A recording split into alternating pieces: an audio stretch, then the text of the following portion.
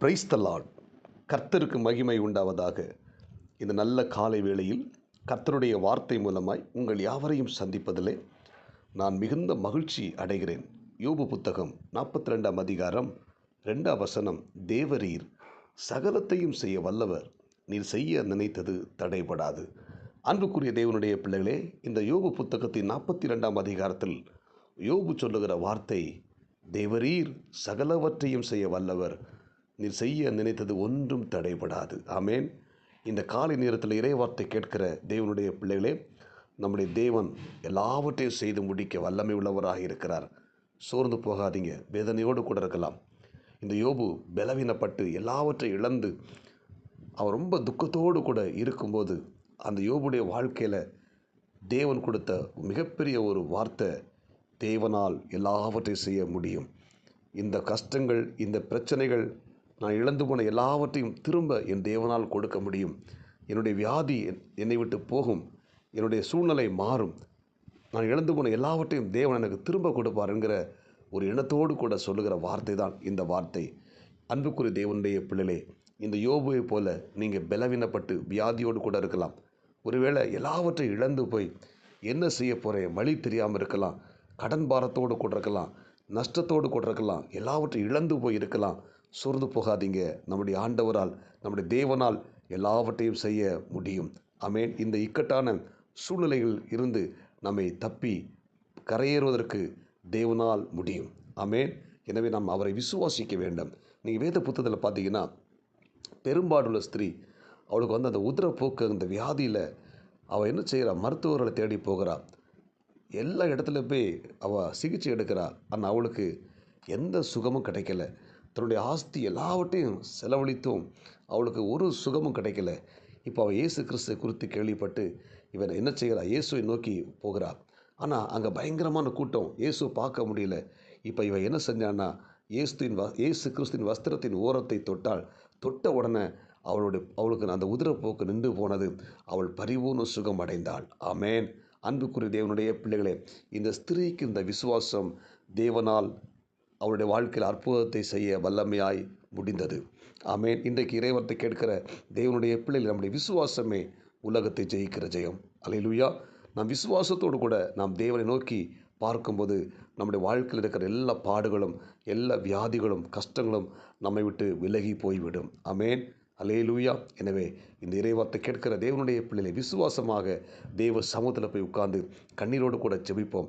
இந்த கஷ்டம் என்னை விட்டு நீங்கணும் ஆண்டவரே, இந்த வியாதி என்னை விட்டு நீங்கணும், இந்த கடன் பாரம் என்னை விட்டு நீங்கணும் என்று சொல்லி நாம் விசுவாசத்தோடு கூட நாம் தேவனை நோக்கி நாம் ஜெபிப்போமானால் நிச்சயமாக நம்முடைய வாழ்க்கையில் அற்புதம் நடக்கும், அதிசயங்கள் நடக்கும். ஒரு 100க்கு அதிபதி, அவனுடைய பிரியமான வேலைக்காரன், அவனுக்காக ஜெபிக்க ஆண்டவர்கிட்ட மூப்பரை அனுப்புகிறான். அந்த மூப்பரில் இயேசுவோட கருத்தாய் வேண்டுகிறார்கள். அப்பொழுது நீங்கள் பார்த்தீங்கன்னா, இந்த இயேசு கிறிஸ்து அந்த 100க்கு அதிபதி வீட்டுக்கு புறப்பட்டு வரும்போது அவன் பாதியில் சந்திக்கிறான். ஆண்டவரே, நீ என் வீட்டுக்கு வர நான் ஒரு பொருட்டாக எண்ணவில்லை, நீர் வருவதற்கு நான் உங்களை ஆண்டவர் வற்புறுத்தவில்லை, ஆனால் நீங்கள் ஒரு வார்த்தை மட்டும் சொல்லும், அப்பொழுது என் வேலைக்காரன் குணமாவான் என்று சொல்லுகிறான். இயேசு கிறிஸ்து அவனுடைய விசுவாசத்தை குறித்து ஆச்சரியப்பட்டு, இஸ்ரவேலர்களுக்குள்ளும் இப்படிப்பட்ட விசுவாசத்தை நான் காணவில்லை என்று சொல்லி அவன் விசுவாசத்தை பாராட்டி அவன் அந்த இடத்தை விட்டு கடந்து போகிறார். அந்த நேரமே அவன் வேலைக்காரன் குணமடைந்து விடுகிறான். அன்புக்குரிய தேவனுடைய பிள்ளைகளே, அந்த 100க்கு அதிபதி இருந்த விசுவாசம் தேவனால் அந்த 100க்கு அதிபதிக்கு சுகத்தை கொடுக்க உதவி செய்தது. இந்த இறைவார்த்தை கேட்கிற தேவனுடைய பிள்ளைகள், நம்முடைய விசுவாசமே நம்முடைய வாழ்க்கையில் அற்புதத்தை கொண்டு வரும். நம்ம எப்படிப்பட்ட விசுவாசம் உள்ளவர்களாக இருக்கிறோம் என்பதை நாம் இன்றைக்கு ஆராய்ந்து பார்க்க வேண்டும். நம்முடைய விசுவாசம் எப்படி இருக்கிறது? விசுவாசம் ஒருவேளை குறைந்து கொண்டிருக்கிறதா? இந்த புதிய ஆண்டில் நம்முடைய விசுவாசம் பெருக வேண்டும். இந்த ஆண்டு நம்முடைய சபைக்கு ஆண்டு கொடுத்த வார்த்தை என்ன? எபிரேயர் 6:14 நிச்சயமாகவே நான் உன்னை ஆஸ்வதித்து உன்னை பெருகப்போன என்று வாக்கு பண்ணுகிறார். நம்முடைய விசுவாசம் பெருக வேண்டும். இந்த புதிய ஆண்டில் நம்முடைய விசுவாசம் பெருக வேண்டும். நீ விசுவாசித்தால் தேவனுடைய மகிமை காண்பாய் என்ற வார்த்தையின்படி நாம் விசுவாசத்தோடு கூட நாம் இருப்போமானால் கர்த்தர் நம்முடைய வாழ்க்கையில் அற்புதம் செய்வார். இயேசு கிறிஸ்து தன்னுடைய சொந்த பட்டணத்துக்கு புறப்பட்டு போகிறார். அப்பட்டணத்துக்கு புறப்பட்டு போகும்போது அங்கே இருந்த மக்கள், அநேக மக்கள் வியாதிவாய்ப்பட்டவங்க இருந்தாங்க, பலவீனப்பட்டவங்க இருந்தாங்க, பிசாசு பிடித்த மக்கள்லாம் இருந்தாங்க.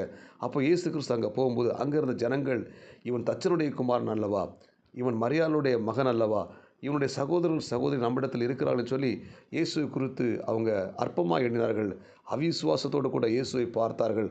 அதனால் அந்த இடத்தை விட்டு இயேசு கடந்து போனார். அந்த இடத்துல அவரால் அற்புதம் செய்ய முடியவில்லை. காரணம் என்ன? அந்த அவிவிசுவாசம். அல்லேலூயா. அங்கிருந்த பலவீனப்பட்டவர்களுக்கும், வியாதிப்பட்டவர்களுக்கும், கஷ்டப்பட்டவர்களுக்கும், கடன்பட்டவர்களுக்கும் அற்புதம் ஏன் நடக்கலைன்னா அந்த அவிவிசுவாசம், அந்த பட்டணத்தாருடைய அவிவிசுவாசம். அந்த அவிவிசுவாசமே அவங்க வாழ்க்கையில் தேவனுடைய அற்புதத்தை செய்ய முடியாமல் போனது. இன்றைக்கு இறைவார்த்தை கேட்கிற தேவனுடைய பிள்ளை, நம்முடைய அவிவிசுவாசம் இன்றைக்கு நம்முடைய வாழ்க்கையில் தேவனால் கிரியை செய்ய முடியாமல், தேவனால் அற்புதம் செய்ய முடியாமல் அது தடைப்பட்டிருக்கிறது. இன்றைக்கு அந்த அவிவிசுவாசம் நம்மை விட்டு நீங்கட்டும். 100% ஆண்டவரை நம்புங்க, இயேசுவை விசுவாசியுங்கள். அவரை விசுவாசிக்கும் போது நம்முடைய வாழ்க்கையில் அவர் செய்ய நினைத்தது ஒன்றும் தடைபடாது. ஜெபிப்போமா? பரலோக தேவனே, இந்த இறைவார்த்தை கேட்ட ஒவ்வொரு தேவனுடைய பிள்ளைகளையும் நீர் ஆஸ்வதிங்கப்பா. ஆண்டவரை, இந்த இறைவார்த்தை கேட்கிற ஒவ்வொரு தேவனுடைய பிள்ளை கர்த்தர் ஆஸ்வதித்து, நீ தேவரீர் சகலவற்றையும் செய்ய வல்லவர், நீ செய்ய நினைத்தது ஒன்றும் தடைபடாத இந்த வார்த்தையின்படி இந்த இறைவார்த்தை கேட்கிற ஒவ்வொரு தேவனுடைய பிள்ளைகளும் கர்த்தர் ஆஸ்வதிங்க, பாதுகாத்து கொள்ளுங்க. இந்த நாளுக்குரிய கிருபை கொடுங்க. இயேசு கிறிஸ்துவின் நாமத்தில் ஜெபிக்கிறோம் நல்ல பிதாவே, ஆமேன். God bless you. உங்கள் யாவரையும் கர்த்தர் ஆஸ்வதிப்பாராக. இந்த நாள் உங்களுக்கு இனிமையாய் அமையட்டும். ஆமேன்.